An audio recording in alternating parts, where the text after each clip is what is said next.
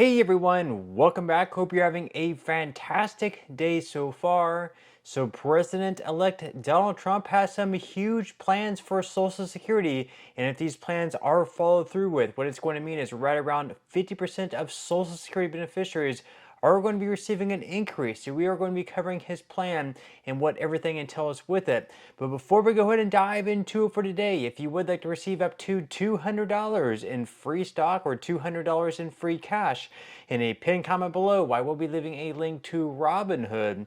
All you have to do is once you click on that link is just sign up for a free account and then simply link your bank account. You do not even have to make an opening deposit. At that point in time, Robinhood will be sending you one free stock worth all the way up to $200. And if you'd really just have the cash, all you have to do is once you receive the free stock is just sell it for what it's worth and then transfer the cash value right back to your bank account. Okay, so diving right into it for today, before we get into Trump's plan for Social Security, which would result in right around 50% of beneficiaries receiving some type of increase. First off, of course, it's January 2025, which also means that tax season is right around the corner. April 15th is looking like it's probably going to be the tax deadline. Usually it's the 15th or the middle of April. Of course, you can always file an extension if you need to and if you have to file taxes. And what it also means is that a lot of Social Security beneficiaries also have to pay taxes, unfortunately, on their benefits as well. This is something that was not the case until 1984, whenever Ronald Reagan signed a big Social Security reform bill into law, which also included finally, for the first time, taxing Social Security benefits. And at the time, a very small percentage of people had to pay taxes, but over time, that number has grown. So, according to Smart Asset, of course, they're asking, is Social Security income taxable? As we covered, yes, it certainly is.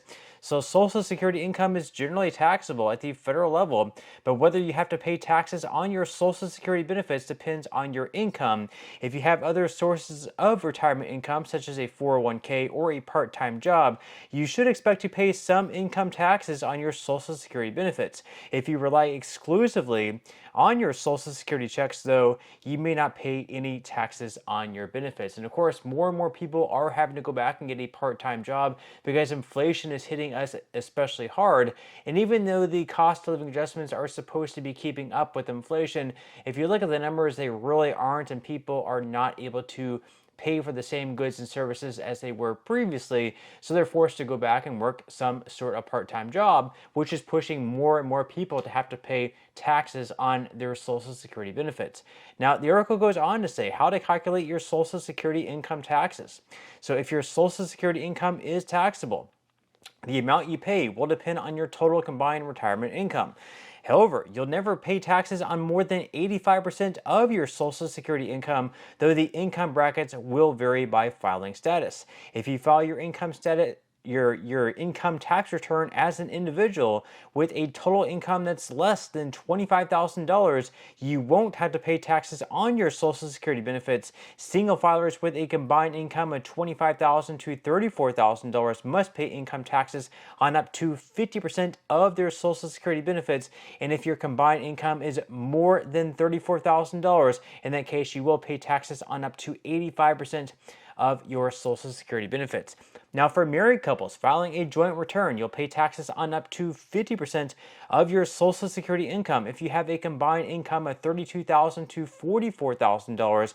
If you have a combined income of more than $44,000, in that case, you can expect to pay taxes on up to 85% of your Social Security payments. Now, on the other hand, if 50% of your benefits are subject to tax, the exact amount you include in your taxable income, meaning on your Form 1040, will be the lesser of either half of your annual Social Security benefits or half of the difference between your combined income and the IRS base amount. Now, keep in mind, these tax brackets that were set up way back in the 80s, they have not been adjusted for inflation, whereas like the federal income tax brackets, they are adjusted for inflation because each and every year we earn more money, minimum wage goes up, you're getting raises, inflation takes place, we receive more and more money, which means that each dollar is worth less and less every year.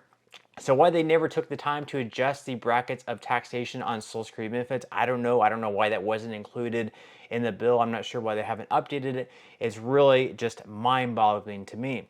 Now, according even to the Social Security website on here, it says since 1984, Social Security beneficiaries with total income exceeding certain thresholds have been required to pay federal income tax on some of their benefit income because those income thresholds have remained unchanged while wages have increased.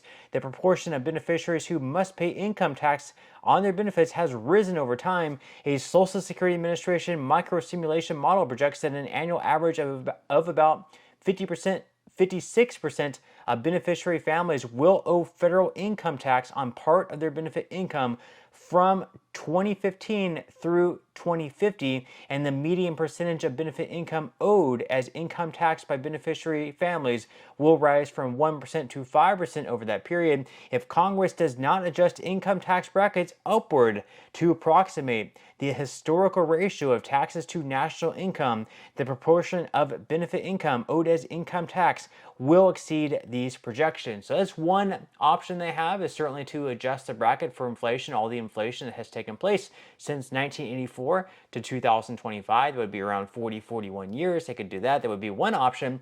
Or you could go with Donald Trump's option, and whenever he was running for president, and even recently, he's mentioned he does not want to have Social Security benefits tax, and that is basically his plan, is to remove the taxation at the federal level on Social Security benefits. So each and every year, let's say hypothetically speaking, if you're paying $1,000 in taxes from your Social Security benefits, if Trump were to get Congress to pass a law that removed taxation at the federal level on Social Security benefits, and therefore you saved $1,000, you did not have to pay $1,000 in taxes, that would actually be an increase, $1,000 more back in your pocket.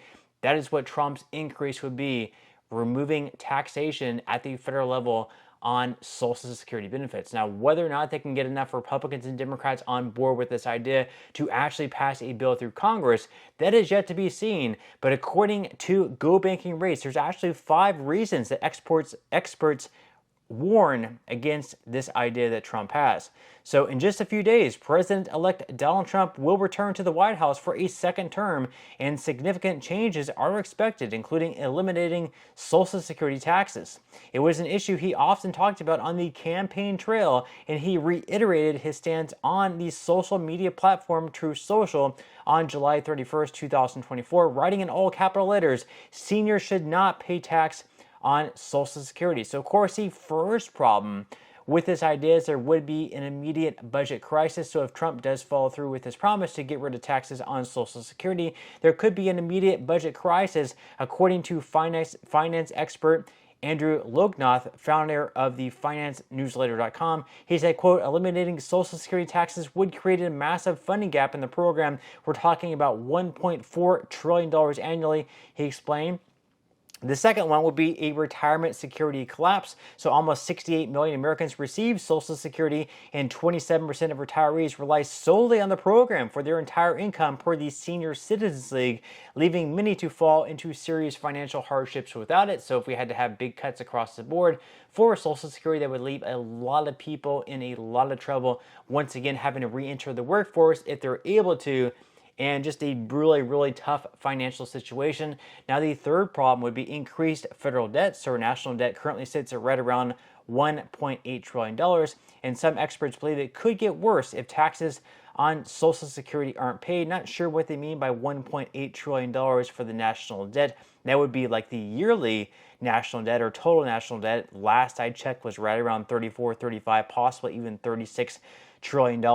Also, there would be an economic domino effect. So according to Lognoth, the entire economy could be impacted if Social Security taxes aren't paid. So if we aren't having people receive their full Social Security benefit and we have to cut benefits across the board, that's going to be meaning less money into the pockets of Americans, which means less money spent right back out into the economy. So there could be an economic, domino effect there, where there's less money going out to Americans, less money spent, if you get what I mean there. And then finally, the generational financial burden. So higher taxes elsewhere could be implemented to cover seniors not paying Social Security taxes, which would create financial difficulties for other generations, according to experts. So if they did do something like that, they might have to counter it by taxing younger Americans to make up for that shortfall. So we might have to increase taxes on those still in the workforce, which means that they have to pay more money into the federal government, keep less money in their pockets, and make it harder on them financially. So that would be the fifth downfall. However, with that said, leave your thoughts and comments below. Are you on board with Trump's plan